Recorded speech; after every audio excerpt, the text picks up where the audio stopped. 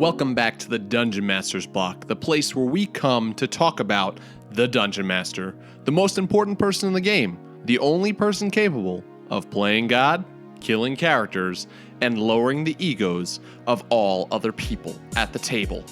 I'm one of your hosts, Dungeon Master Mitch, and today we are going to be talking about DMing for kids and also talking about getting kids into DMing. And to join me with that is, of course, DM Ian, but also a special guest, Enrique Bartram, better known as the Newbie DM. But before we get into that, I want to give some shout outs to some 5-star reviews from iTunes.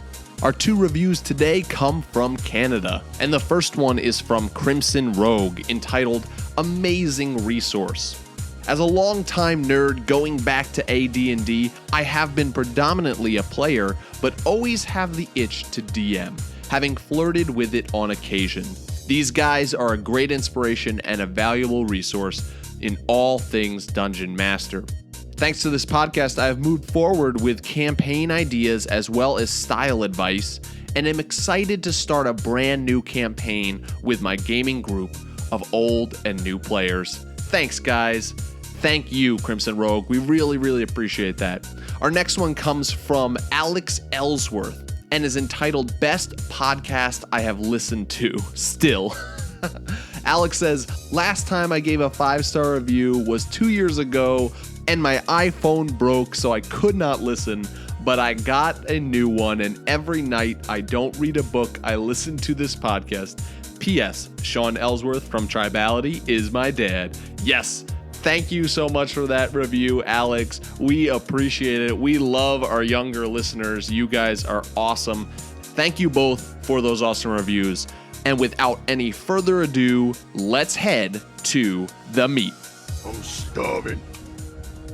We ain't had nothing but maggoty bread for 3 stinking days. Why can't we have some meat? Looks like meat's back on the menu, boys.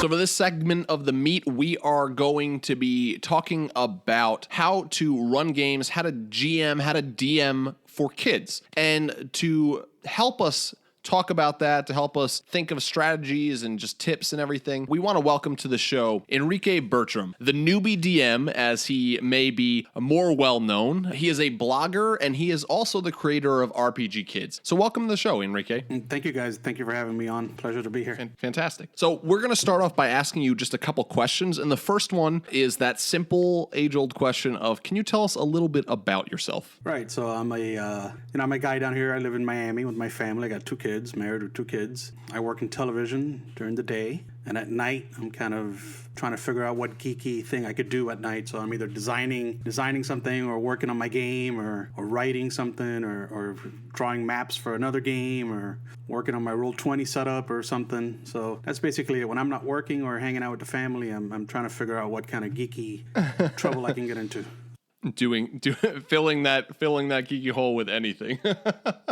Pretty much. All right, so going along with that, is there anything right now that you're working on currently that you want people to know about? Anything that, like, blog-wise or RPG Kid-wise? So I have my blog, which I still write on there. Obviously, well, I shouldn't say obviously, but I'm not writing on it as much as I used to for a variety of reasons. But it's still there. It's still an active blog. You can find that at newbiedm.com, and every now and then I'm posting articles on there. And I run a couple of weekly games right now over Roll20, which keep me kind of busy. As far as working on something, I started working on a follow-up to RPG Kids, and I've sort of stalled on that because I'm still trying to determine what kind of system I want for that game. I have a story and a world and a whole thing set up for it, and I'm still caught up on what's the best way to present that to people. So you're working on a campaign setting, and you're just figuring out. I'm working on a self-enclosed game that the campaign setting is a part of. Yes. Gotcha. Very nice. And it's something that it's aimed at kids. The world Nice. is aimed at kids, so I got to figure out mechanically how do I want to present that, and I'm still trying to crack that nut. So That's awesome. So you are known as the Newbie DM, and maybe this has something to do with this next question I'm going to ask you, but how did you first get started in role-playing games? So my first ever introduction to a role-playing game was in elementary school. I grew up in Puerto Rico, and I don't even remember who gave it to me, but somebody gave me the famous red box, the Awesome. Beck Me D&D red and blue box. I had the basic and expert sets with the Isle of Dread and all that stuff, and I had no idea what it was. I couldn't make heads or tails out of what that box was and what I was supposed to do with it. I didn't get it. I didn't understand it. Plus, I had no one to play with, so it was just me in the box. It was me in the box, and I'm trying to understand what it was. And I grew up, I spoke English. I grew up going to an American school, so I knew what I was reading, but I didn't really understand what I was reading. And it wasn't until much later, when I got to high school, that it all clicked for me, and I started playing a first edition AD&D game in high school, and it sort of took off from there. And then I took a break from D&D around the time 3rd edition came out. And then when 4th edition came out, I came back into it. And that's when I started blogging about it. And I decided to run games. First time I DM'd was 4th edition. And it kind of sort of took off from there.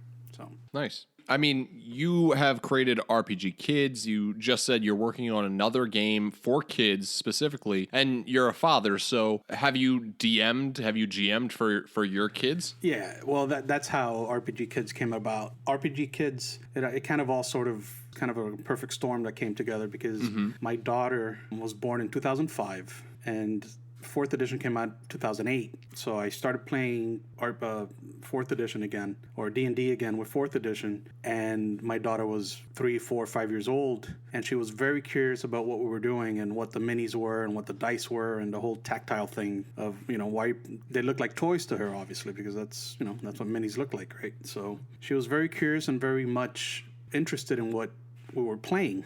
She didn't really understand the whole concept of fantasy and elves and dwarves and whatnot, but she understood that there were good guys and bad guys, and that these cute minis and these dice and whatnot. So RPG Kids came about because I designed a very basic version of D&D for her so she could play, and I created it for her, and we played it, and she enjoyed it. And I said, you know what, I think other people might enjoy this with their kids. There's really not a lot of games out there aimed at children, at least none that I could find, and not in the vein of D&D. It's really what I'm talking about. So I said, why not put this out there for other parents to enjoy as much as I'm enjoying this? Because my daughter and I really did play it a lot, and she did enjoy it. It was kind of weird how quickly she picked up on the math and the dice and the minis, and so that's where that came from.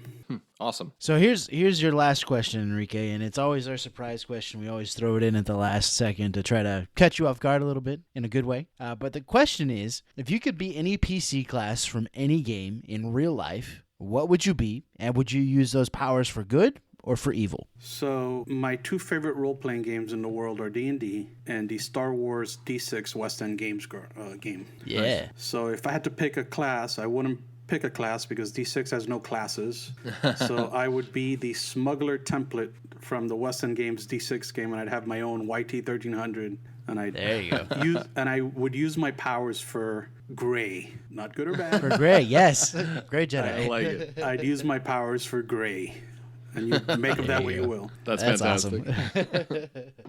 Awesome. So let's start talking about what we came here to talk about today, which is DMing for kids. I mean, right now we have Enrique. He's the creator of RPG Kids. He's a father. Ian, you're a father. Yeah. I am not a father yet, although my job is focused on working with teenagers. So I think all of us here are here today with a definite, we value young people, we value our kids. So, I mean, the first question that I maybe want to just throw out there for us all to kind of give some feedback on is it important? And if so, why is it important for us as role players to get kids involved, to DM for them, to get them at the table, to maybe start passing that torch on and teaching them to DM? But why is that important? So I think my first answer would be because, and this is just something I believe, I believe role-playing games are one of the most creative hobbies you can have. I mean, it's such a wonderful it's such a wonderful hobby to have, that where you can either on one side of the screen you can sort of create worlds and create situations and create moments, and on the other side of the screen you can react to those things and sort of play a role and play a part, and if you feel like acting, you can act, and if you feel like being someone, you being a hero, you can. It's such a creative hobby, and I think offering that kind of hobby to your kids is just, why not? It's so fun. Plus, you got to keep the flame alive, right? Yeah, Yeah, exactly. I mean, you got to do it for selfish reasons too, right? You got to have someone to play with when you're old, right? Play with when you're older. Like Yeah. 80-year-old men looking for people to play with. Will you play with me, please? Well, I think that like you said, like with the acting, and I mean, role playing is something that can be a huge asset, I think, in a younger in a kid's or teenager's life. I think that it is something that, one, it encourages things like acting. I mean, if we're talking about D&D, especially you go back to 3.5 and older editions, I mean, D&D is a good place to get kids using math and having fun, right? Like, the higher the dice, usually the better in a lot of like minds of like, oh yeah, sweet damage. Like, well, you've got to add that up. Now listen, I cut my teeth on Thaco, so don't talk to me about math. There you go, Thaco, nice.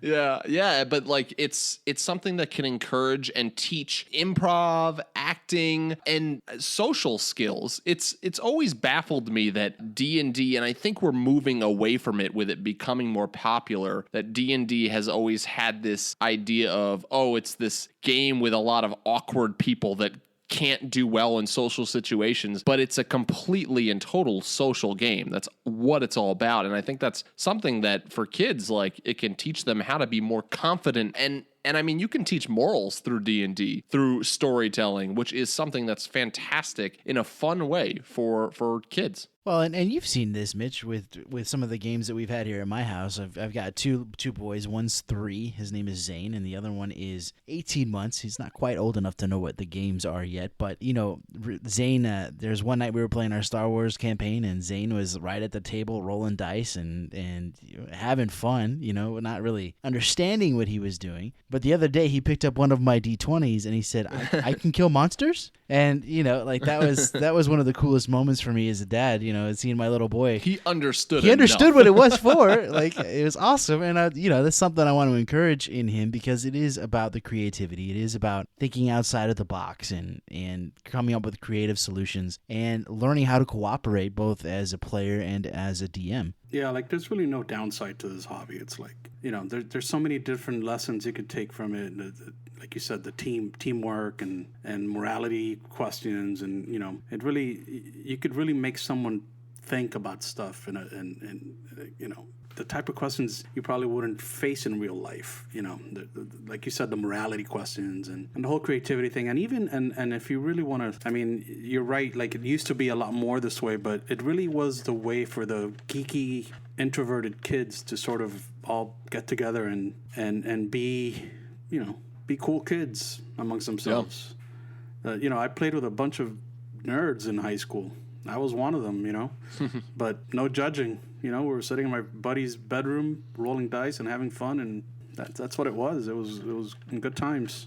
And maybe I'm going to sound a little bit like an old person when I say this, and I want to state that I love video games, and I've been sinking so many hours, way too many hours, into Fallout 4 right now, so I'm guilty, more guilty than anybody else, too. But I will say, too, there's so many games now that it's video games. A lot of the video games are based on you're playing by yourself or you're playing online with people, and I know for me, when I play online, I don't even have, people unmuted. Like, they're always muted. I don't want to hear them. I just want to play, just have fun staring at my screen. But I mean, role playing, to me, I'll pick role playing over a video game any day. Oh, yeah. And I think if you introduce this to young kids, that sparks their imagination, I think it'll be the exact same. Yes, they may, maybe they love their video games, they love whatever, but board games, yes, are awesome, but RPGs, there's nothing better than being able to sit, especially a kid, down and say, this is a game that you can do whatever you want. Because I remember when I first started playing, and I wasn't a young kid when I first started playing, I was in college, and I was just I did not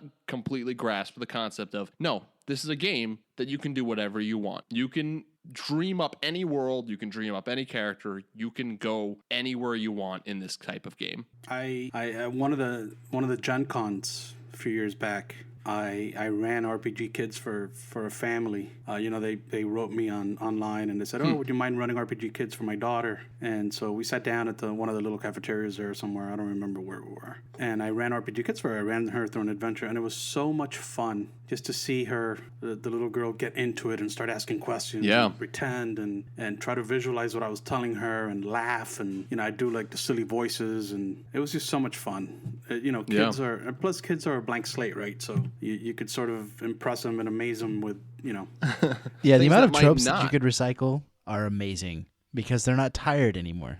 They're not jaded. Kids aren't Yeah. jaded. Yeah. They don't have 40 years of fantasy baggage like we do, right? Like, oh, Exactly. come on, you're going to take me to fight orcs again? Come on. Dude, this is like the millionth What and a is this half orc? orc that I have killed. And yes, there's a half in there. One question that I wanna ask, and I know I have not done this personally. I think the youngest that I've DM'd for is college students, maybe a high school student. I think I've actually DM'd for a senior high student once or twice. And Ian, your kids are, I know that now they're picking up the dice and wanting to play, but you have not DM'd for them No, yet. not yet. So, Enrique, you are the expert here. So one question that I want to ask you is, what is different about DMing for kids than DMing for adults? Maybe some of the things that if our listeners are DMs and they are wanting to start DMing for their kids or other kids, if they have that opportunity, what are some things they should go into expecting? Maybe some things they can prepare for. Just what's the difference between DMing for adults and kids? So one of the first things that I found out was, I planned this whole adventure for my daughter. I had this whole thing going on. It was about a wizard, and he turned people into frogs in town. So people, the kids had to go and rescue the townsfolks and whatnot. So I sit down to play, and after 10 minutes, she was done. And it's not because she was bored, and it's not because it was bad for her. She was having great fun, but some kids are just, the attention span. Well, the attention span isn't there, and when I started with my daughter, she was 4 or 5. The attention span just isn't there. So you don't assume that you're going to have a captive audience for the next 2 hours. Because for all you know, you're going to be there for 10 minutes and you're done, and they're done, and they'll want to move on to something else, or they'll grab the mini and then they'll start playing with it and looking at it, and then they'll take the adventure in a different direction that you planned, because that's just what they do. And I want this guy to be the bad guy, or I want this guy to be the good guy. And don't expect to have the same audience you have when it's a bunch of 30-year-olds sitting at the table playing an 8-hour marathon of D&D, because it's not going to happen. What I'm hearing is maybe just be ready to end it where the kid is ready, or the kids are ready to end it. And maybe that's stretching DM muscles. Is, as a DM, I think something that we always should strive to do is leaving off on a good point, whether it's a cliffhanger or just a satisfying point. And so, that's a good way to stretch your muscles, is playing with some kids who might want to end at any point. Yep, and they will. So, what age did you start DMing for your daughter? Because I know, Zane is 3 right now. He's got a lot of interest in it, but, the math is beyond him. He can sit and listen to a story for a little bit, but, at what age did you start, teaching her and working through the mechanics and that kind of thing to actually sit down and play, even if it was just for an hour? So to answer that question, I think we should get into, and I don't want to turn this into a sales pitch because it's not, but to explain a little bit of how RPG Kids work. It's a very basic game. It's really a contest of who rolled higher and that sort of thing. It's opposing die rolls and whoever got the highest roll. So what I was doing was I basically made it for her level, her math level, basically, and her cognitive level at the time. She was 4 years old. She was 5 years old. So I had to keep it simple because otherwise she wouldn't get it. So the way it worked was, a certain character could move a certain number of spots on the board. And, if you play this character, he can move a little faster than this character. He can move more spots. If you play this character, he could shoot magic, 5 squares away. versus this guy who could shoot 7 squares away but weaker, that sort of thing. She was very young. She was 5 years old, and I think I hit the right note with her because I tailor-made it for her. Right. Yeah. Again, it was a thing that I sort of custom made for my own kid that then I put out there, and if it worked for your kid, great, and if it didn't, I'm sorry. It wasn't. I never made it. It was never meant to be a one size fits all approach. It was really custom made for my daughter. I think one thing I'm hearing from that is in your experience, and I'm realizing now that I have DM'd for a 5-year-old before, and I can definitely tell you that I agree with that. With 1, the attention span, and 2, rules light. I think you gotta be, we talk about it on the show all the time, and we talk about it with DMing for adults, but I think we always state like the story is the most important part. And you know what?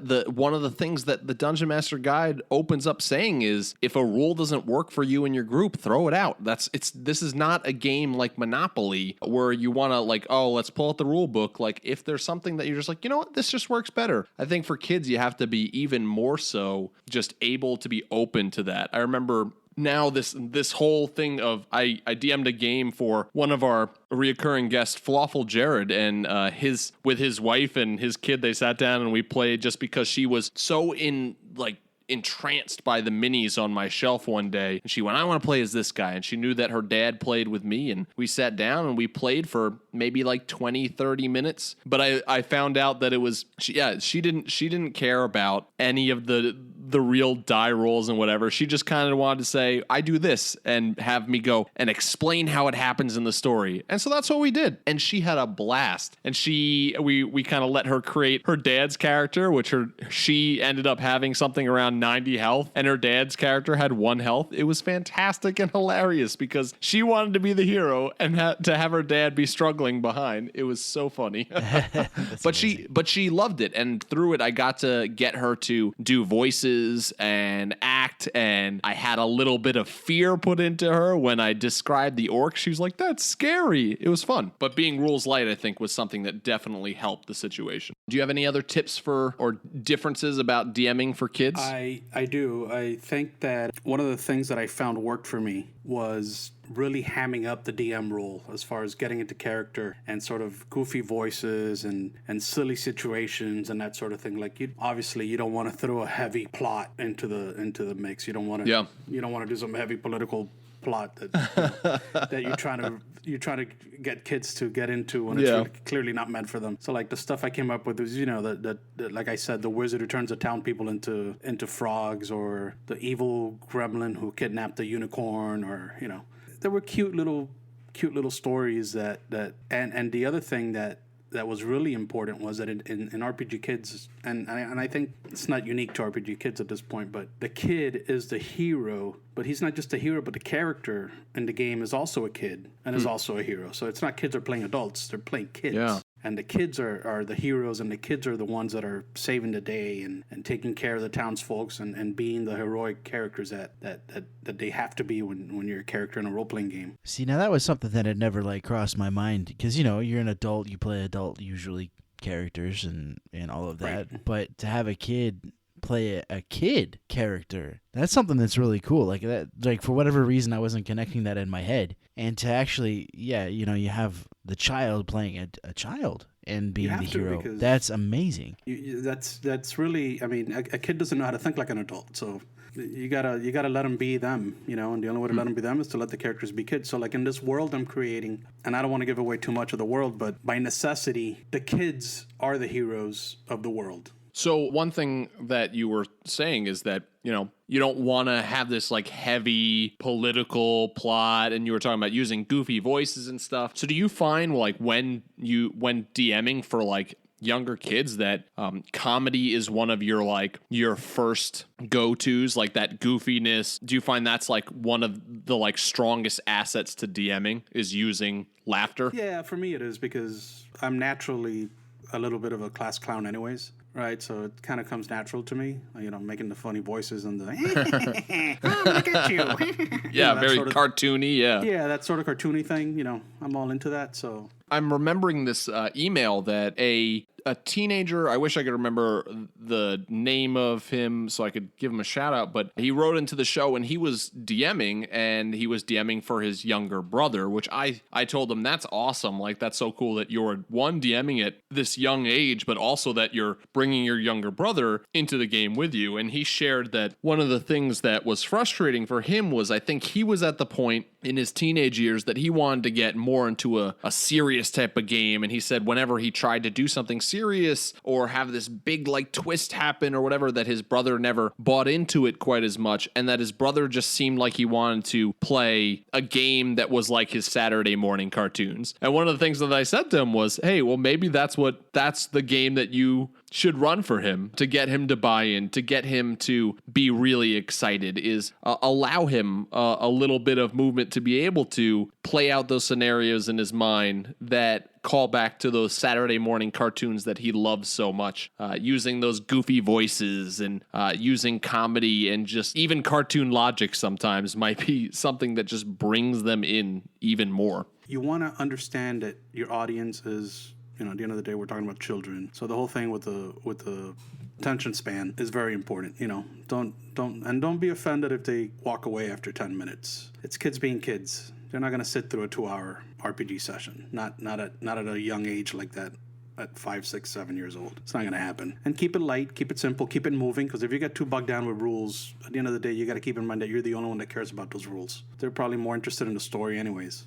So make it up, Yeah, right? So to wrap up, one thing that I do want to talk about, and I don't know if this is something that any of us have had experience with, but I think that because you're both fathers, I work with teenagers, I think that this is something that we can probably brainstorm some tips, some advice for. But we're a show that talks about DMing, talks about the art of DMing, and talks about world building, all that kind of amazing stuff that we love so much. And one of the things that I think is important beyond getting kids to play RPGs is helping them to start to be able to pass that torch on and teaching kids how to DM, how to run games. And so I wanted to hear if any thoughts on that, any tips on doing that, helping kids to run games themselves. How would you go about doing that? What are some things that, as a DM that is going to teach kids to do that we should be conscious of? Probably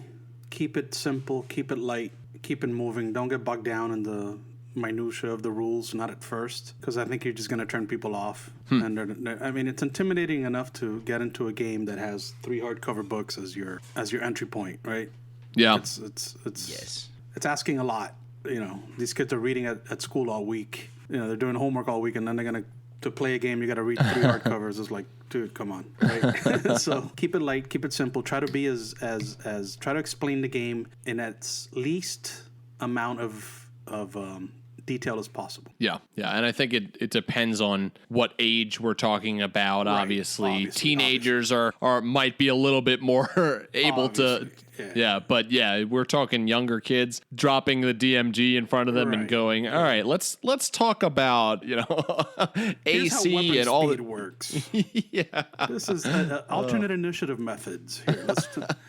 Well, and then one of the things that I think was good for me when I first started in role-playing games was, again, being very rules light. Because if the rules had been like all thrown at me at once and all that kind of thing, I don't know that I would have ever continued into playing RPGs. But the group that I got involved with at school, it was an after-school group, and I forget the name of the caretaker at this particular after-school program, and I wish I could remember so I could reach out and say thank you. But he sat us down, and he 4 kids, very rules light, but as we were playing, he introduced rules. And it was a little bit at a time. It wasn't like all at once, like here's everything you need to know ever about, initiative in second ed. Like, no, we didn't do any of that. It was a lot of collaborative narrative storytelling together, the 4 of us 8-year-olds trying to, for an hour after school, play this game. And I think that as a DM for new players in general, and as we're talking about kids, is introducing the rules slowly and not like just dumping them all out, and being as rule light as you can be and still keep the structure that you need to tell the story well in this game that we're playing. Don't be a game like Witcher 3 or Warframe where you get like the 5-minute tutorial and then you have to figure out the rest on your own. That's not good. Well, and who's to say that you can't sit down with them when they DM? I think that like that's what I would do is I'd sit down with them, and who's to say that you can't go, you know what? And this is instilling upon them something like if I were to teach one day, I hope to have a son who I can lead in the ways of the geekiness that I love. And one thing I want to instill on that kid is that if you're DMing, story is the most important part. And so if I were to sit down with a younger kid and I were to try to teach them, or even a teenager, I'd say, you know what? You focus on the story. I'm here to help you with the rules. I'll help you and the players. And when we come up to a rule and you don't know, like, and not that I know all the rules, like there's so many rules in this game, but like I will help you do that.